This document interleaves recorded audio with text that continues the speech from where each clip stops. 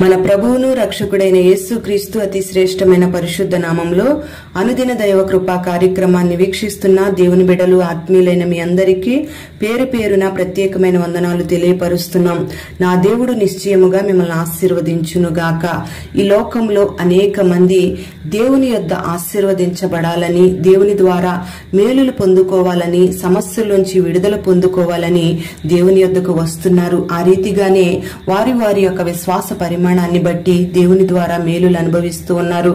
వారి జీవితంలో ఎంతగానో ఆశీర్వదించబడుతూ ఉన్నారు. అయితే దేవుని ద్వారా ఆశీర్వదించబడి సమృద్ధిని పొందుతున్న తరువాత మరలా లోకాశల వైపు చూస్తూ, లోక స్నేహాన్ని ఆశించి ధనాపేక్షలుగా జీవిస్తూ లోకం వైపు వెళ్లిపోతూ, దేవునిని విడిచిపెట్టి, పరిశుద్ధుల సహవాసాన్ని విడిచిపెట్టి, దేవుని యొక్క కృపకు వాళ్ళు దూరమైపోతూ దేవునికి దూరంగా జీవిస్తూ ఉన్నారు. మరి దేవుడు సెలవిస్తున్న మాట ఏమిటంటే, నాకు వేరుగా ఉండి మీరేమీ చేయలేరు అని. ఈ లోకంలో చాలా మంది దేవునికి దూరంగా ఉండి ఏదో సాధించాలని అనుకునే వాళ్ళు చాలా మంది ఉన్నారు.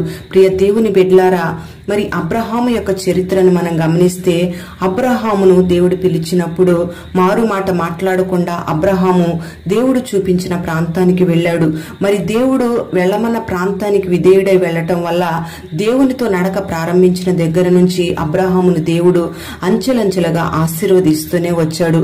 మరి అబ్రహాముతో సహవాసం చేసి అబ్రహాముతో పాటు బలిపీఠం కట్టి ప్రార్థించిన లోతును కూడా దేవుడు ఆ రీతిగానే ఆశీర్వదిస్తూ వచ్చాడు. అబ్రహాము యొక్క పశువుల కాపరులకు, లోతు యొక్క పశువుల కాపరులకు స్థలం చాలకపోవడం వల్ల గొడవలు జరుగుతూ ఉన్నప్పుడు అబ్రహాము లోతుతో చెప్పిన మాట ఏమిటంటే, నువ్వు నీ కాపర్లను, నీ మందను తీసుకుని ఈ ప్రాంతాన్ని విడిచిపెట్టి నీకు నచ్చిన దిక్కుకు వెళ్ళమని చెప్పినప్పుడు లోతు వెంటనే సంతోషంతో ఒక దిక్కును కోరుకొని ఆ దిక్కుకు వెళ్లిపోయాడు. అంతేగాని నేను నీతో సహవాసం చేస్తాను, నీతోనే ఉంటాను, నీ నడిపింపుకు నేను లోబడి ఉంటాను అని ఆ మాట చెప్పలేకపోయాడు. ఎందుకంటే తన స్వచిత్తాన్ని ఆధారం చేసుకున్నాడు. తన సొంత ఆలోచనలు నెరవేర్చుకోవాలని ధనాపేక్షునిగా జీవిస్తూ వచ్చాడు. అందుకనే ఆ మాట చెప్పలేక తనకు నచ్చిన ప్రాంతానికి వెళ్లిపోయాడు. ప్రియ దేవుని బిడ్డలారా, పరిశుద్ధ గ్రంథంలో దేమా అనే వ్యక్తిని గమనిస్తే పౌలుతో అనేక పరిచర్యలు జరిగిస్తూ వచ్చాడు. మరలా కొంతకాలం తర్వాత లోక స్నేహాన్ని ఆశించి లోకంలో కలిసిపోయాడు. దేవుని యొక్క సహవాసానికి, పరిశుద్ధుల సహవాసానికి, దేవుని యొక్క కృపకు ఈ దేమా దూరమైపోయాడు. మనం గమనించినట్లయితే ఇక్కడ లోతు అబ్రహాము నడిపింపుకు దూరమైపోయాడు. కానీ లోతు అబ్రహాము నడిపింపుకు అప్పగించుకోవాలి. ఆ రీతిగానే పౌలు యొక్క నడిపింపుకు దేమా అప్పగించుకోవాలి. ఏలియా యొక్క నడిపింపుకు ఎలీషా అప్పగించుకోవాలి. నయోమి యొక్క నడిపింపుకు రూతు అప్పగించుకోవాలి. ఆ రీతిగానే ఈ మాటలు వింటున్న మనం అందరము కూడా పరిశుద్ధాత్మ దేవుని నడిపింపుకు మనం అప్పగించుకోవాలి. Praise the Lord. రూతు చరిత్రను మనం జ్ఞాపకం చేసుకుంటే నయోమి రూతుతో చెప్పిన మాట ఏమిటంటే, నువ్వు నీకు నచ్చిన ప్రాంతానికి వెళ్లిపో, నువ్వు నన్ను విడిచిపెట్టి వెళ్లిపో అని చెప్పినప్పుడు ఆ మాట అనొద్దు, నేను నీతోనే వస్తాను, నీ నడిపింపుకు లోబడతాను, నీ దేవుడే నా దేవుడు అని నయోమితో సహవాసం చేయడానికి, పరిశుద్ధమైన జీవితం చేయడానికి రూతు ఇష్టపడింది. అందుకే రూతును దేవుడు గొప్పగా ఆశీర్వదిస్తూ వచ్చాడు.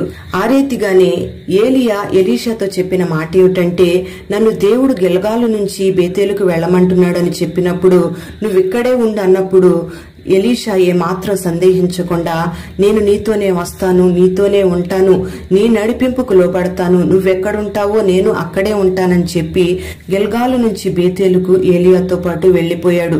మరి గిల్గాలులో సమృద్ధి లేదా అంటే సమృద్ధి కలిగిన ప్రాంతమే, సంతోషంతో ఉన్న ప్రాంతమే. ఇక్కడ ఎలీషా సమృద్ధి కలిగిన గిల్గాలు ప్రాంతాన్ని విడిచిపెట్టి ఏలియాతో ఉండడానికి, ఏలియా నడిపింపుకు లోబడి ఏలియాతో ఉండడానికి ఇష్టపడ్డాడు. మరి ఆ రీతిగానే మరొకసారి ఏలియా ఎలీషాతో, దేవుడు నన్ను ఈ బేతేలు నుంచి ఎరుకోకు వెళ్ళమంటున్నాడు అని చెప్పినప్పుడు, నేను కూడా నీతో వస్తాను, నువ్వెక్కడుంటావో నేను అక్కడే ఉంటాను, నన్ను ఉండమని మాత్రం అనొద్దు, నన్ను రావద్దని చెప్పొద్దు అని ఏలియాను బ్రతిమాలుకుంటూ ఉన్నాడు. ప్రియ దేవుని బిడ్డలారా, మరి యెరికో ప్రాంతము కరువు కలిగిన ప్రాంతము, యెరికో ప్రాంతం శ్రమలతో కూడిన ప్రాంతము. అటువంటి ప్రాంతానికి కూడా ఏలియాతో పాటు ఎలీషా వస్తానని ఏలియా యొక్క నడిపింపుకు లోబడుతూ వచ్చాడు.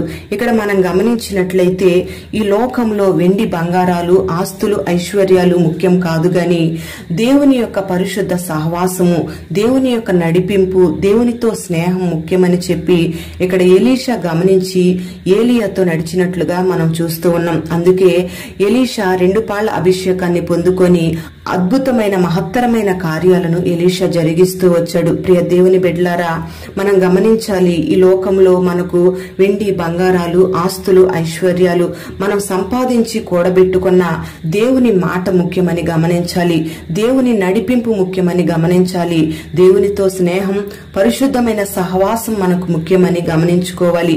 మేలు పొందుకున్నప్పుడు మాత్రమే, సమృద్ధి పొందుకున్నప్పుడు మాత్రమే దేవునిని వెంబడించడం కాదు గాని కరువైన, శ్రమలైన, కష్టాలైన, శోధనలైనా అవి ఎన్ని ఎదురైనా దేవునిని వెంబడించే వ్యక్తిగా ఉండాలి. అప్పుడే పరలోక రాజ్యంలో స్థానాన్ని సంపాదించుకుంటావు, 2 అంతల అభిషేకాన్ని పొందుకుంటావు, 2 అంతల మేలులు పొందుకొని నువ్వు దేవుని కొరకు సాక్షిగా దేవుని నామ మహిమార్థమై జీవించగలుగుతావు. మరి ఆ రీతిగా సంతోషం ఉన్నప్పుడు మాత్రమే వెంబడించడం కాకుండా శ్రమలైన, కష్టాలైన దేవుని వెంబడించి దేవునితో అంటుకట్టబడి దేవుని నడిపింపుకు లోబడే అనుభవాన్ని ఈ మాటలు వింటున్న మనకందరికీ దేవుడు అనుగ్రహించి మనల్ని బలపరచునుగాక. అట్టి కృప దేవుడు మనకు దయచేయునుగాక. ప్రార్థన. పరిశుద్ధుడవైన తండ్రి, ప్రేమ కలిగిన దేవానికి స్తోత్రం చెల్లిస్తున్నాం. ఈ దినం ఈ మాటలు వినని బిడ్డలందరినీ పేరు పేరున మీరు ఆశీర్వదించండి. నీకు వేరుగా ఉండి మేమేమీ చేయలేమని మీరు సెలవిస్తూ ఉన్నారు. మరి ఆనాడు అబ్రహాము యొక్క నడిపింపుని విడిచిపెట్టి లోతు వెళ్లిపోయాడు, పౌలు యొక్క నడిపింపుని విడిచిపెట్టి దేమా వెళ్లిపోయాడు. మరి వీరిద్దరి జీవితంలో అనేక శ్రమలు, కష్టాలు ఎదురైనట్లుగా మీరు మాకు తెలియపరిచారు. రూతు నయోమిని వెంబడించినప్పుడు రూతు దీవించబడినట్లుగా, అలాగే ఏలియాను వెంబడించిన ఎలీషా దీవించబడినట్లుగా మీరు మాకు తెలియపరిచారు. ఆ రీతిగానే పరిశుద్ధుడవైన నిన్ను, నీతో సహవాసాన్ని, నీతో ఉన్న స్నేహాన్ని మేము కష్టాలు ఎదురవ్వగానే విడిచిపెట్టే వారంగా కాకుండా నీతో కలిసి జీవించి, నీతో స్నేహించి, శ్రమలైన, సంతోషమైన, కరువైన, సమృద్ధి అయినా, అది ఏ పరిస్థితి అయినా నిన్ను వెంబడించే కృపను మీరు అనుగ్రహించండి. ఈ మాటలు విన్న బిడ్డలందరికీ కూడా అట్టి మనసును మీరు కలుగు చేసి ఎలీషాను బలపరిచినట్లుగా నీ బిడ్డలను మీరు బలపరిచి 2 పాళ్ల అభిషేకముతో 2 అంతల మేలుతో నింపి ఆశీర్వదించమని యేసు పేరట వేడుచు ఉన్నాము తండ్రి. ఆమేన్.